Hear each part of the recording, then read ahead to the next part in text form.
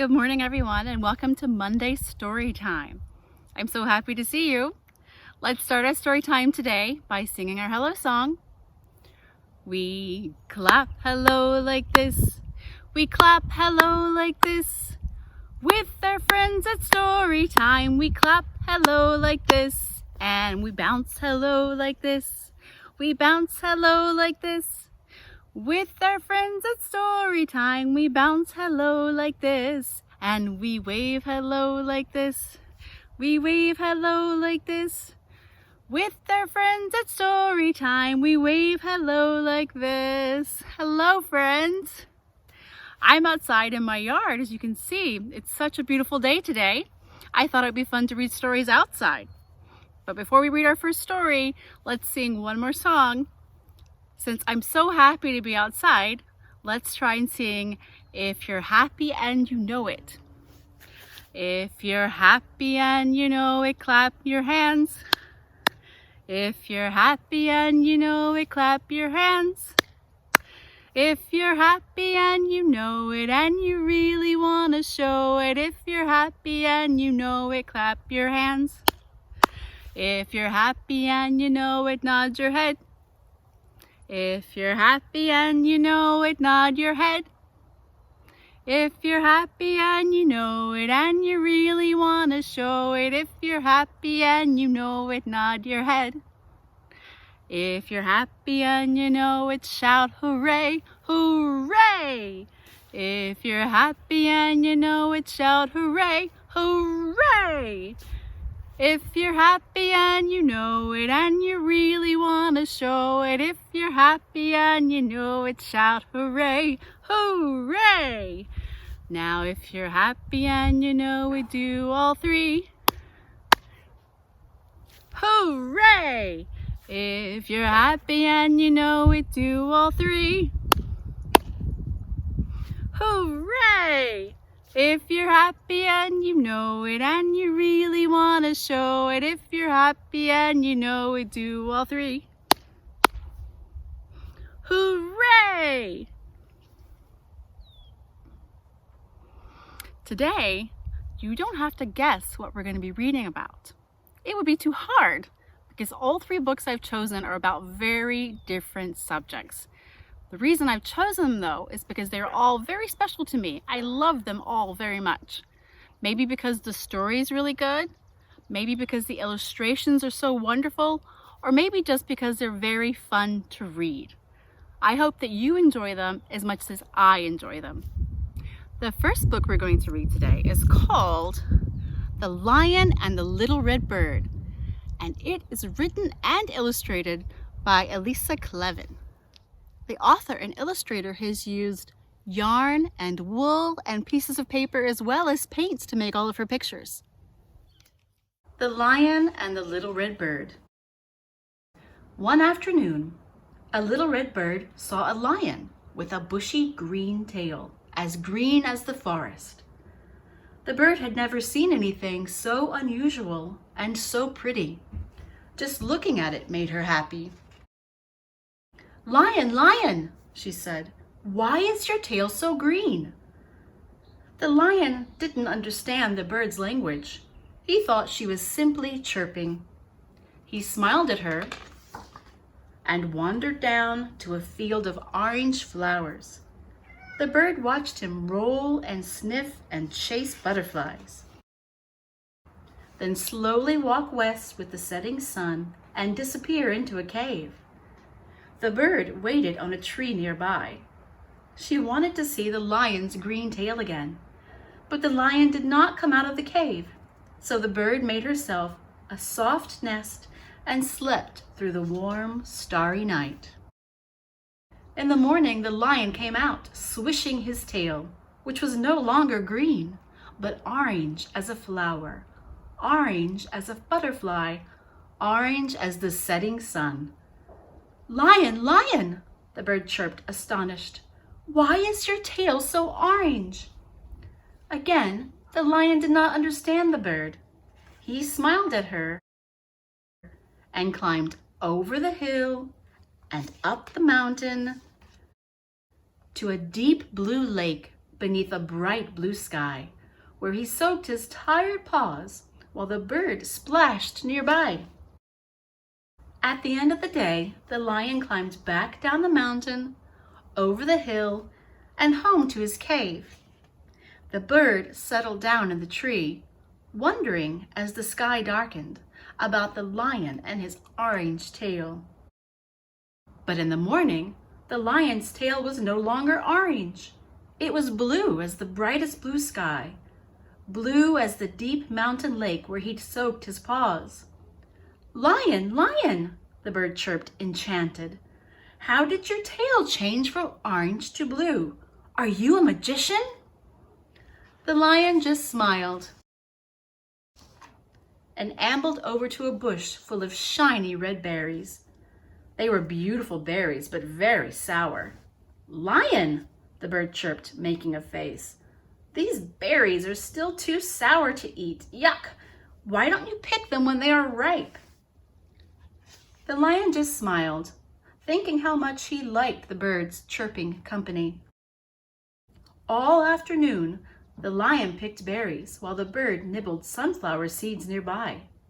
Once, when the lion stepped on a thorn, the bird pulled it out for him. At sundown, the lion swished his tail goodbye and returned to his cave. The bird settled down in her nest. She wondered what color the lion's tail would be in the morning. She wished he would answer her questions. During the night, a storm came. Thunder crashed and lightning flashed. Rain swept away the bird's nest. Hearing the noise, the lion rushed out and reached up into the tree, where the bird crouched, shivering and scared. He lifted her down and carried her into his cave. The cave was warm and colorful. The walls were filled with pictures of green forests, orange flowers, butterflies, sunsets, a bright blue sky, and a deep blue lake. "Lion, lion," the bird chirped, delighted. "How did these pictures get here?" The lion smiled, dipped his tail into a bowl of shiny red berry juice, and painted a picture of the bird chirping on a berry bush. The bird sang while the lion painted. She sang a song without any questions, full of color and joy. The lion had never heard anything so unusual and so pretty. Just listening made him happy. In the morning, the storm was past. The world shone fresh and bright. The lion's tail was berry red, and the little bird knew why. She sang her happiest song and wondered what the lion would paint that night. The next book we're going to read is called Gifts. The story is by Jo Bogart, and the pictures are by Barbara Reid. And what I love about this book is that Barbara Reid uses plasticine to make all of her illustrations. Plasticine is kind of like Play-Doh. Pay close attention to the illustrations and you might see how she's used her plasticine to make the pictures. Gifts. My grandma went a-traveling, said, "What would you have me bring?" "Not much," said I, "just a piece of the sky and 100 songs I can sing." My grandma went to Africa, said, "What would you have me bring?" "Just a baobab seed, that's all I need." And a roar from the Jungle King. My grandma went to Australia, said, "What would you have me bring?" "Just a didgeridoo, some billabong goo, and a boomerang I can fling." My grandma went to Mexico, said, "What would you have me bring?" "Just a sunrise kissed by the morning mist, and the whir of a hummingbird's wing." My grandma went to Hawaii, said, "What would you have me bring?" "Just the secret wish of a flying fish and a rainbow to wear as a ring." My grandma went to the Arctic, said, "What would you have me bring?" "Just a long white hair from a polar bear and an iceberg on a string." My grandma went to India, said, "What would you have me bring?" "Just something nice, like curry and rice, and a sitar's twang and zing." My grandma went to Switzerland, said, "What would you have me bring?" "Just a chunk of cheese, and a mountain, please, and a bell that goes ding-a-ling-ling." My grandma went to China, said, "What would you have me bring?" "Just something small from beside the Great Wall, and a memory from Beijing." My grandma went to England, said, "What would you have me bring?" "Just the smell of rain from a shady lane, and a ride on a garden swing." My gran had such a wonderful time, and now we are going too. And everything she gave to me, I'm going to give to you. 6 wiggly worms. One wiggly worm lying under the sky so blue. Along comes an orange one, and that makes two. Two wiggly worms squirming up a tree. Along comes a yellow one, and that makes three. Three wiggly worms searching for one more. Along comes a green one, and that makes four. Four wiggly worms into a puddle dive. Along comes a blue one, and that makes five. Five wiggly worms swimming across some sticks. Along comes a purple one, and that makes six. 1, 2, 3, 4, 5, 6.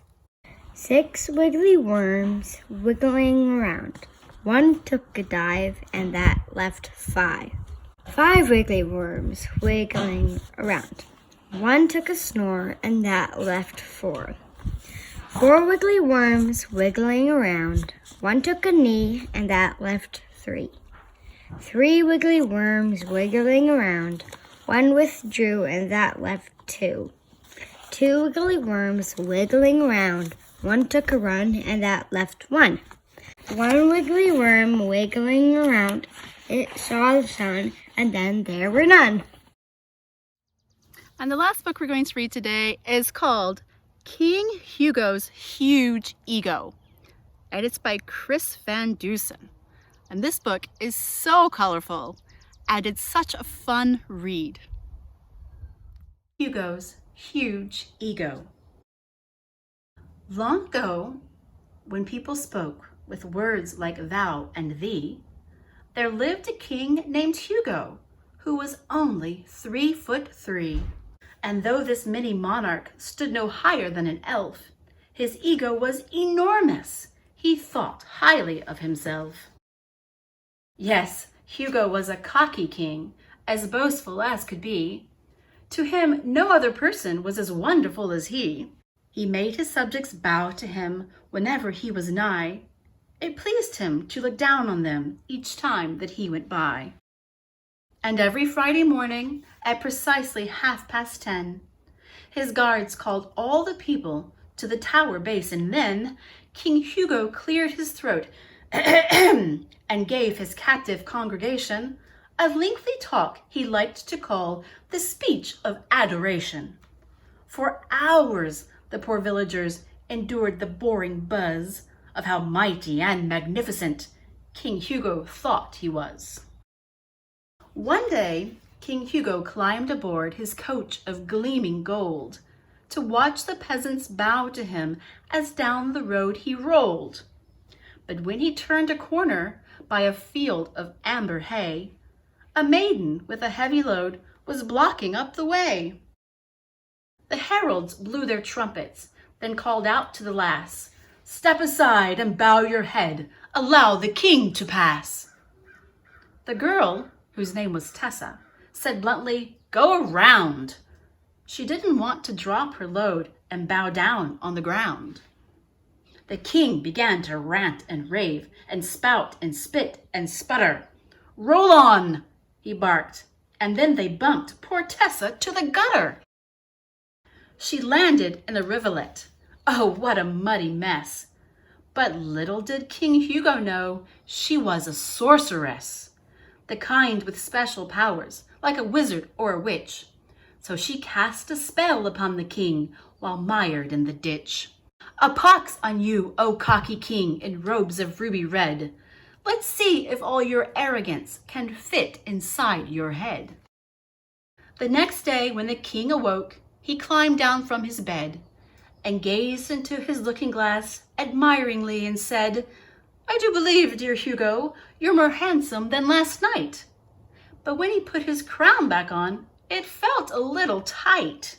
Then he donned his crimson robe, the one with ermine fringe.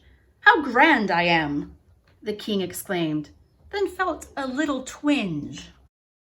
His crown seemed even tighter now, yet Hugo didn't care. He hollered from his window to the people in the square.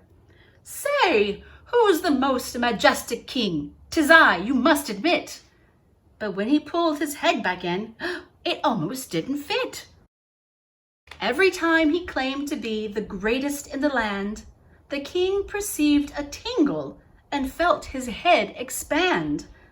But he continued bragging in his overstated way, and so his head kept bloating, bulging bigger every day.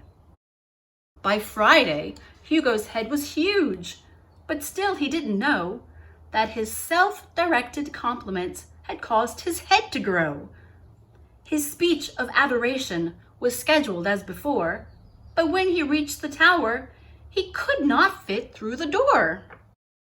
He marched across the courtyard to climb the open stair, then called the people to the wall and gave his speech from there. Behold, my lowly subjects, and do not doubt thine eyes, for yea, my noble noggin has increased tenfold in size. I know not how this happened, but now there's even more of your absolutely fabulous King Hugo to adore.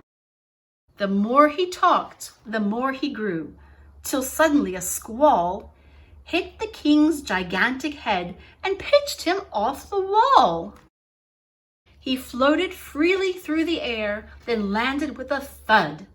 He bobbed and dipped and flipped and skipped and toppled through the mud. He tumbled topsy-turvy as he bounced along the lane and ended up by Tessa, who was busy stacking grain. King Hugo's head was spinning. He felt dizzy, dazed, and beat. But when he noticed Tessa, he yelled, "Get me to my feet!" Tessa wandered over. Unbelievable, she sighed. Did you ever stop and wonder why your head is 10 feet wide? It's your ego. It's annoying. So I cast a little spell, and every pompous thing you've said has caused your head to swell. That's ludicrous, ridiculous, preposterous, insane. I'm humbler than anyone, the king snapped in disdain. I'll prove it to you, she replied. You've been this way for years. Just listen, ordered Tessa. Then she grabbed and tweaked his ears. Suddenly, a blast of air exploded from his head, along with all the haughty things King Hugo'd ever said. I rule, glorious, look at me, bow down, praise me, I'm so magnificent, mine, mine. King Hugo's head deflated like a giant pink balloon, and when he heard what he had said, he felt like a buffoon. Sheepishly, he said to her, I do apologize. Then he looked at Tessa with his big, sad puppy eyes. Their glances met, and instantly she felt her heart go zing. Could it be, deep down inside, she kind of liked the king? The king got up, he took her hand, and bent down on his knee. He gazed at her with tenderness, then spoke most humbly. Your spell has opened up my eyes. I've been unkind and rude. Please stay with me and teach me how to change my attitude. What happened next was kismet, yet truly unforeseen. He became a better man, and she became a queen. They ruled the kingdom kindly in a fair and friendly way, and everyone lived happily forever and a day. The end. Well, that's all I have planned for story time today. I hope you enjoyed those books. Before we go, let's sing our goodbye song. The more we read together, together, together, the more we read together, the happier we'll be. We read big books and small books and wide books and tall books. The more we read together, the happier we'll be. Goodbye, everyone. Thank you so much for listening. I'll see you next week.